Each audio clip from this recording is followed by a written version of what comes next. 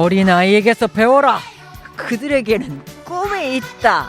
라고 헤르만 헤세가 말했다죠.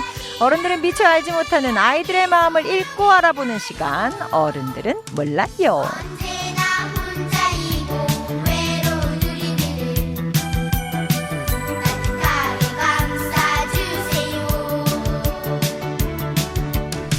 이분은 어른일까요? 아이일까요? 그 사이에 있을까요?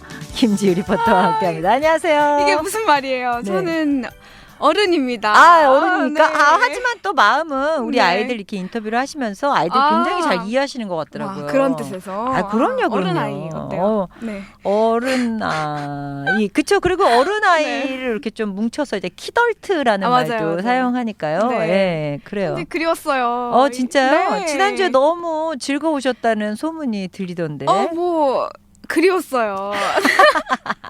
그리고 그리울 것 같아요. 왜요? 벌써 오늘 19회고요. 네. 다음 주에 20회로 어른들은 몰라요. 진짜요? 네. 다음 주에 끝이에요, 저희? 네. 네. 지금 아직 올 시간이 없습니다. 지금 약간 잠깐 네네. 눈물을 멈춰주시고요. 네, 알겠습니다. 왜냐면 우리 아이들의 대학 입시가 코앞이에요 지금. 그쵸. 지금 수시 전형은 접수 기간이 한 달 앞으로 다가온 걸로 제가 알고 있거든요. 네. 그래서 오늘은 요즘 고3 학생들의 대입 전형 함께 알아보는 거 어떠신가요? 좋습니다. 근데 제가 알기로 이 대입전이 굉장히 복잡한 걸로 알아서 네. 전형 방법만 따로 공부해야 된다고 들었는데 뭐부터 네, 시작하실 맞아요. 건가요? 우리 학생들이 아직 고등학생이잖아요. 현역이죠. 그러니까 현역의 특권인 수시부터 먼저 알아보죠. 수시라. 네. 저희 때는 수시 같은 게 없었습니다. 수시가 뭐냐면요. 네. 그 교내 성적 그리고 활동했던 기록들, 생활기록부 이런 걸 보고 대학교에서 학생들을 뽑는 겁니다. 네. 여기서 이제 포인트는 자신이 원하는 학과에서 뭘 중요하게 생각하냐 이 부분을 포인트로 두고 좀 전략적으로 준비를 해 나가는 거죠. 그러니까 수시는 수시를 뽑는 거니까 시도 때도 없이 뽑는 거 뭐 이런 거 그런 거잖아요. 그렇죠? 제가 이해는 바로 했다니까요. 네, 뭐 그럴 수도 있고. 네, 그쵸. 그래서 여러 가지를 네. 보는데 그러면 정시는 그런 거 안 보고 수능 성적만 봐요? 그렇죠. 네. 아니 수능 성적 1점에 뭐 어마어마한 사람들이 있다고 하는데 그렇다는 맞아요. 얘기죠? 그래서 현역들은 이제 수시를 일단 기회를 최대한 잡고 봐야 된다. 네. 그래서 오늘 파헤쳐 보도록 하겠습니다. 네. 수시에도 종류가 다양하다고 하는데요. 하나씩 들어보시죠. 수시는 종합하고 교과로 나눌 수 있죠. 네, 보통. 종합이랑 교과. 네네. 종합은 정확히는 본인의 진로 역량하고 인성하고 그 학교 생활에서 내에서의 공동체와 얼마나 어떻게 어울리는가 이런 점들을 종합적으로 생기부와 함께 성적을 물론 반영하여 체계적으로 이제 종합적으로 평가를 한다 해서 종합이라고 이야기를 합니다. 네. 저희 때는 뭐 학생회장 이런 것도 공부 때문에 하지 말아라 막 이런 얘기 있었어요. 근데 네네. 요즘은 해야 돼요. 이런 것 때문에 그것도 하고 봉사도 해야 된다고 맞아요. 들었어요. 그런 거 아닐 때도 좀 하게 하면 얼마나 좋아. 맞아요. 그래서 이 학생이 전교회장이었던 거 기억나시죠? 네네 기억나요. 그래서 이 학생이 열심히 학교 생활을 해서 선생님 같은 목소리. 맞아요. 네. 그래서 부모님과 이것 때문에 트러블도 있고 그랬는데 아무튼 네. 정확히는 이 학생이 말한 게 학생부 종합 전형인데요. 네. 줄여서 학종이라고 하는데 학종의 평가 기준은 대학별로 조금씩 차이가 있지만요. 대부분 공통적으로 평가하는 부분이 학업 역량, 전공 적합성, 인성, 발전 가능성 뭐 이런 부분들을 평가를 한다고 합니다. 그럼 그런 거를 평가할 만한 그 자료들을 만들어야 되는 거잖아요. 그렇죠. 이런 네. 내용들을 자기소개서에 그대로 녹여내는 건데요. 네. 예시로 하나 읽어드릴게요. 한 대학교의 자기소개서 2번 문항입니다. 네. 고등학교 재학 중에 본인이 의미를 두고 노력했던 교내 활동을 통해 배우고 느낀 점을 기술해 주시기 바랍니다. 라는 항목이고요. 네. 이에 대한 답변 예시입니다. 평소 수학 공식을 이해할 때 실생활의 사례들을 보며 이해하곤 했던 경험을 토대로 경제 공부에 적용했습니다. 학급 특색활동 땡땡 지대를 통해 한국경제 땡땡 신문을 구독하고 경제 개념이 적용된 실생활의 사례들을 정리했습니다. 가격차별 개념은 조조 할인, 학생 할인과 같은 사례로 독점적 경쟁시장 관련 기사는 마트에 있는 푸드코트, 유니클로와 프렌즈 협업 사례를 통해 이해하려고 노력했습니다. 이러한 경험은 수학 탐구 발표 대회에서 한계 비용에 대해 발표하며 빛을 발하기도 했습니다. 이렇게 쭉쭉 이어지는데요. 이런 식으로 교과 내용을 공부할 때 나는 단순히 글자로 이해한 게 아니라 나 이만큼 여기저기서 연구하면서 나만의 방식으로 공부했다. 나 이렇게 적극적인 태도를 가졌다. 이렇게 어필을 해야 되는 거예요. 그래서 이 자소서를 누가 대신 써주고 난리를 쳐가지고 맞아요. 그 뭐 이렇게 국회에서 난리 나는 거죠. 맞아요. 너는 공부해라. 이거 대신 써주는 학원이 있는 거죠. 그래서. 아니 그러면 이게 사람은 직접 만나보지도 않고 네. 그냥 서류로만 판단을 하는 거예요? 그쵸. 맞아요. 수시는? 일단은 네. 어머. 맞아요. 일단은 거의 그렇죠. 면접이 없는 경우가 아마 대다수일 거예요. 네. 근데 그 서류만 보고 그게 가짜로 쓰여졌는지 진짜로 쓰여졌는지 그 진위를 그 진심을 어떻게 알고 그렇게 판단을 해서 애들을 뽑냐고요. 그러니까요. 맞아요. 문제 있네. 문제 있어. 아니 근데 특히 저는 좀 그 중에서 특히 의문인 게 인성은 조금 인성도 평가 항목이 있다고 했잖아요 아까.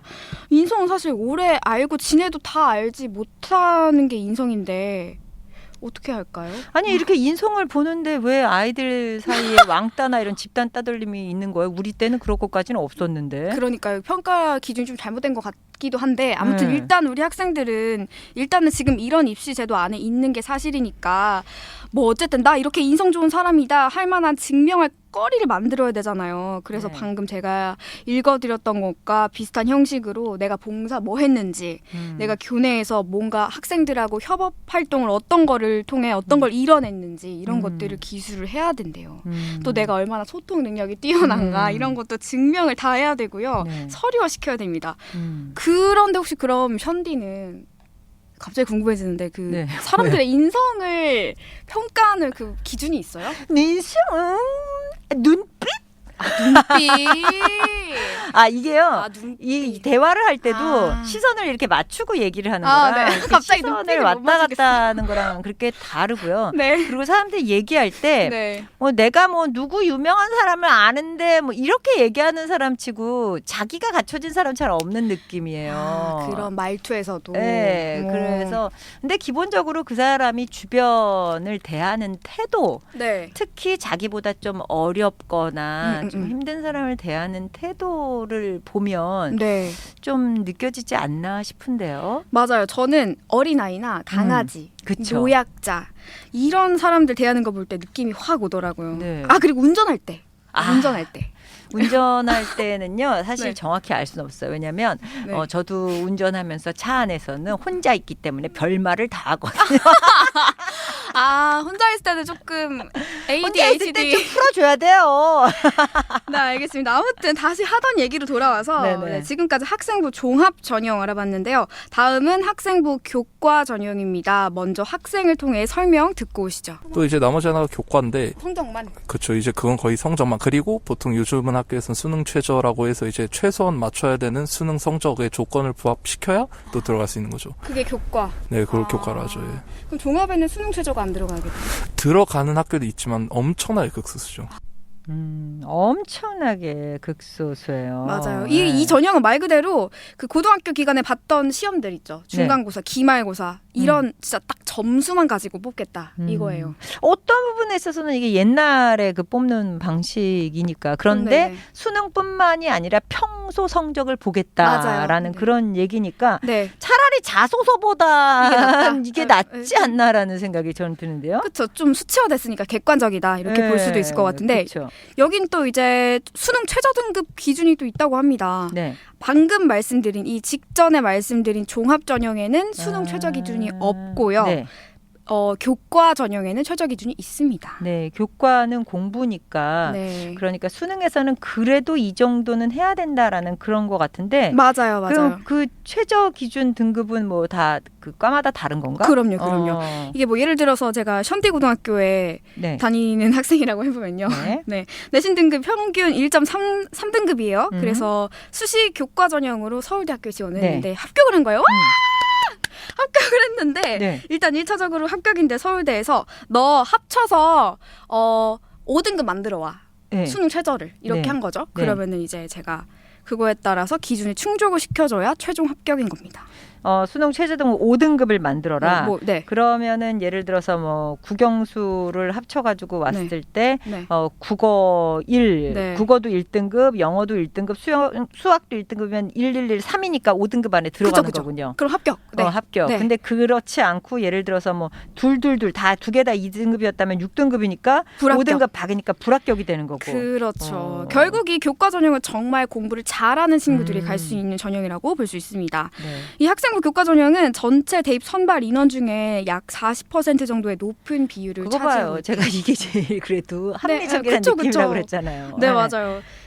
이 부분에서는 재수생보다 현역에게 확실히 유리한 점이긴 하죠. 그렇죠. 네, 내신도 들어가기 때문에. 네. 그러면 재수생은 아무래도 좀 그때 학생 때 성적이 별로 안 좋아서 수능 성적으로 가는 건가요? 맞아요. 아니면 그러니까 재수생은 재수생- 학원 성적으로 가는 건 아닐 거 아니에요? 그거 아니죠. 이미 지나갔어요. 아, 한 이미 번- 지나갔으니까. 네. 그리고 네. 뭐 수시도 쓰려면 쓸 수는 있겠지만 네. 그게 안 돼서 떨어졌기 때문에 네. 나는 이제 수능에 1년 동안 올인을 해서 음. 수능 성적만 가지고 가겠다. 이런 입장이 이제 재수생인 거죠. 아유, 어쨌든 공부 미리미리 열심히 하셔서 네, 네. 고3 학생들 한 방에 붙으셨으면 좋겠습니다. 네, 그러길 저도 바라지만 아니라고 합니다. 내신이 이미 망했다고 하는 학생들은 지금부터 정시 준비에만 몰두하고 있거나 아니면 벌써 재수를 생각하고 있더라고요. 맞아, 나도 들었어요. 이거. 네. 그리고 또 어떤 학생들은 제가 면접관이라면 입시 제도를 이렇게 바꾸고 싶다 이런 말을 하면서 수능 비율을 나는 높일 거다 이런 얘기까지 하던데 한번 들어보실까요? 수능 반영 비율을 높일 것 같습니다. 진짜요? 네. 이유가 뭐예요? 이게 수능이 가장 공정한 것 개인적으로 생각하고 있기 때문에 그래서 수능을 좀 높일 것 같은데. 정시로 간다고 했는데 현영한테 가장 이득인 게 수시로 가는 거잖아요. 여러 네. 제도가 많이 있던데 그걸 왜 포기하고? 수시가 사실 일반고에서는 제일 낫다고 생각하는데 제가 1, 2학년 내신이 망해서 어쩔 수 없이 3학년 때라도 가고 싶어서. 그럼 이제 방법이 정시밖에 없다. 네. 아, 그렇구나. 그럼 전국에 정시를 공부하는 재수생과 싸워야 되는 고3 학생들에게 한마디 해주세요. 재수하자. 아니, 제가 볼 때 네. 수능이 가장 공정하다고 생각하는 이유는 네. 그 수능 아닌 다른 것들에 얼마나 옳지 않은 걸 이 고등학생이 봐와서 맞아요. 이런 얘기를 하는 걸까? 제 맞아. 마음이 짠합니다. 그쵸. 짠해요. 치인 거죠 여기저기서. 아유. 맞아요. 저도 아니 어른들이 아이들한테 공정한 것부터 가르쳐야지 왜 공정하지 않은 걸 가르치냐고. 근데 저도 사실 재수를 했거든요. 네. 근데 그때 이런 거에 저도 많이 치인 거예요. 네. 그래서 몰라 될 대로 되라 이랬더니 붙었어요. 그게 또 될 대로 되라 이렇게 하는 네. 친구들이 부담 없이 봐가지고 붙는 친구들이 많아요. 예. 근데 저는 또 이제 미대라서 조금 아. 달랐던 걸 수도 있긴 한데. 그러면은 네. 그 수능 시대라고 그랬잖아요. 맞아요. 그렇죠. 예. 네, 그러면 학력고사 시대. 저는 무슨 전형으로 가셨어요? 저는 현역대랑 일단 수시예요, 어, 정시예요? 둘 다 정시입니다. 아, 왜냐하면 정시로. 수시 6개를 쓸 수 있었는데 다 떨어졌기 때문이죠. 아, 네. 슬프죠? 그렇군요. 네. 네. 슬프진 않아요. 잘 네. 붙었잖아요. 네, 정시로 갔는데 저는 네. 그때 당시에 다 봤어요. 사람들이 미대 가면 그냥 그림만 잘 그리면 되는 거 아니야? 이럴 수 있는데 저는 내신 성적도 봤고요. 네. 그 수능 성적도 봤고요. 그림 실기 성적도 봤고요. 다 봤습니다. 네. 와, 잘했네. 약간 자랑처럼 들리긴 하지만 어쨌든 다 봤습니다. 그러면 이제 그림도 직접 그리고 실기 시험. 맞아요. 네, 네. 맞아요. 저는 예대 처음에는 반수를 했어요, 사실. 네. 처음에 예대를 들어갔을 때는 인체 전신 이렇게 그렸고요. 그다음에 재수할 때는 정물화를 그렸는데 아직도 생생해요. 처음에 고3 때 시험 봤을 때는 인체 전신에서 체크 치마에 스타킹 신고 우산 들고 있는 모델 그리라고 이렇게 나왔고요. 그리고 재수할 때는 비타민 음료, 군화, 화분, 쇼핑백 뭐 이런 거 쫙 깔아놓고 구도화 시켜서 그려라. 네. 이런 식이었어요. 그런데 제가 인터뷰 갔던 이 학교도 미대 입시를 조금 팍팍 밀어주는 그런 학교였었거든요. 그 학생들한테 물어보니까 지금도 그때랑 크게 달라진 점이 없더라고요. 미대 쪽 입시는. 네. 그러면 달라진 게 없는 게 좋은 거예요? 아니면은 좀 달라져야지 좋은 거예요? 이게 큰 과제를 저한테 안겨주시는데 네. 미대 쪽에서는 아무래도 이게 최선인 것 같다라는 생각이 들어요. 왜냐하면 실기도 중요하고 어쨌든 어느 정도 머리에 든 것도 있는 학생들을 뽑아야 되기 때문에 네, 그렇습니다. 하지만 미대 정신 조금 슬픈 게 모두 이제 수능이 끝나면 와 끝났다 이런 느낌이잖아요. 네. 근데 미대는 수능이 끝나면 그때부터 시작입니다. 실기가. 2월 달까지 실기가 이어집니다. 네. 네. 자, 그러면은 지금까지 알아본 전형들이 수시에 학생부 종합, 학생부 교과, 정시, 그리고 거기에 추가로 저희가 미대까지 알아봤는데 또 다른 전형도 있습니까? 또 다른 전형은 논술? 있습니다. 논술. 네. 이것도 수시의 일부인 거죠. 그럼요. 네. 논술. 그것도 그러면 대학에서 제시하는 주제로 논술문을 써서 뽑는 건가요? 맞습니다. 네. 이거에 대해서 어떻게 생각하세요, 혹시? 아니, 저는 자신의 생각을 표현하는 걸로 쓰는 거 굉장히 좋은데 네. 이 논술도 답안을 써가지고 외워가지고 쓰는 거를 제가 본 적이 있어서 고등학생들이 맞아요. 그건 자기 생각을 표현하는 게 아니잖아요. 맞아요, 그래서 맞아요. 어떻게 논술도 이렇게 암기 과목처럼 공부하는 걸 봐서 맞아요. 옳지 않다라는 생각을 했던 기억이 있네요. 맞아요. 근데 네. 실제 기출문제 이런 것들이 나온다고 해요. 가, 나, 다 이렇게 각각 글들을 제시를 하고요. 네. 각각 다른 관점에서 문명을 비판하고 있다. 다음을 읽고 각각의 차이점을 비교 서술하시오.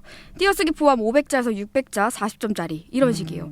그리고 네. 뭐 수리 논술 같은 경우에는 다음 제시문의 답을 구하고 그 근거를 논술하시오. 얘는 그래도 조금 괜찮잖아요. 수리 논술은 아 이것도 외울 수가 있는 논술은 거고. 일단 풀어야 되는 건데 그렇죠. 어쨌든 그렇다면 우리 학생들은 어떤 전형으로 가고 싶어 하는지 목소리를 좀 듣고 싶네요. 저는 이제 공대 쪽 가려고 하는데 어떤 방식으로 갈 생각이에요? 저 수시로 이제 아 친구는 내신이 상당히 좋은가 보다. 상당히는 아니고 갈 수 있는. 근데 그 정도는 이제 교과로 가려고 했는데 내신 성적으로 보고 이제 수능 최저 맞춰가지고 이제 가는 그런 그 두 개 합쳐서 5등급 이내로 들어오거나 6등급 이내로 들어오거나. 전 종합 전형이 가장 적합한 것 같아요. 아 수능에는 조금 자신이 없는 편.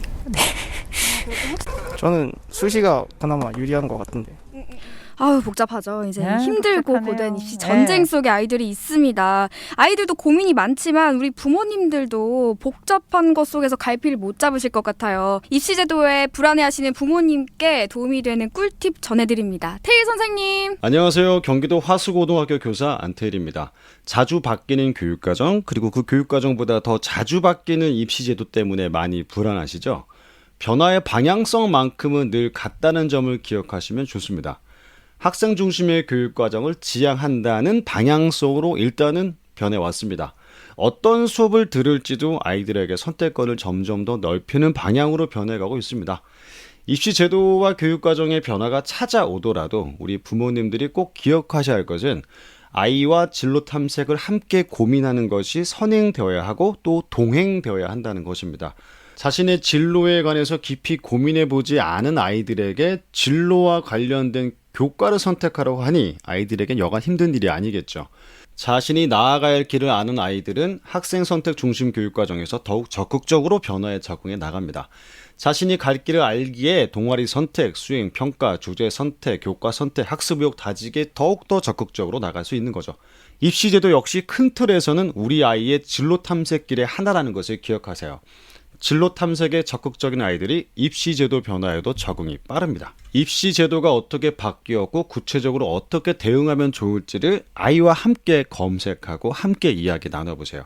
요즘은 개인 미디어 플랫폼에 좋은 정보가 정말 많습니다. 동영상 사이트나 블로그 사이트를 검색하면 정말 많은 자료들이 아주 쉽게 정리되어 있습니다. 같은 소식도 하나만 보지 마시고 여러 개를 비교하면서 들어보세요. 그리고 나서 혹시 기억하십니까? 설명할 수 없으면 아는 것이 아닙니다. 그래서 이해한 내용을 아이에게 부모님이 직접 설명을 해보시고 아이도 자신이 이해한 것을 부모님에게 설명하는 시간을 꼭 가져보세요. 이렇게 되면 입시 제도와 교육과정에 관한 이해가 훨씬 깊어지고 빨라질 겁니다. 이렇게 직접 본인이 검색하고 고민하고 부모님과 함께 분석하고 토론해서 학습 전략을 짜는 아이.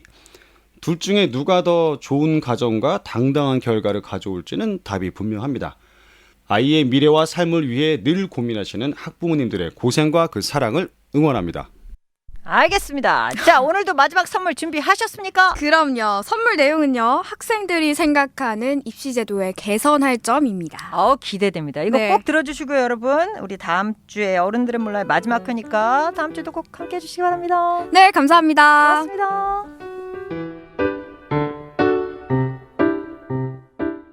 교과라는 입시 비중을 좀 줄여야 된다고 생각해요. 교과라는 입시 비중 자체가 많은 학생들이 착각하는 것이 교과니까 나는 성적이 높으면 되니까 학교 생활은 그냥 뭐 막 해도 된다 이런 식으로 생각하거나 생기부 신경 안 써도 되니까 선생님께 좀 예를 다하지 않는 경우도 저는 본 적이 있기 때문에 그거는 교육이 아니다. 정시는 뭐 그래요. 뭐 그래도 많은 사람들한테 기회를 보장하고 교육 뭐 잘하면은 성공할 수 있다. 뭐 그건 괜찮은데 이거는 좀 아니지 않나. 저희 학교는 다 좋은 사람들밖에 없습니다. 아, 그래요.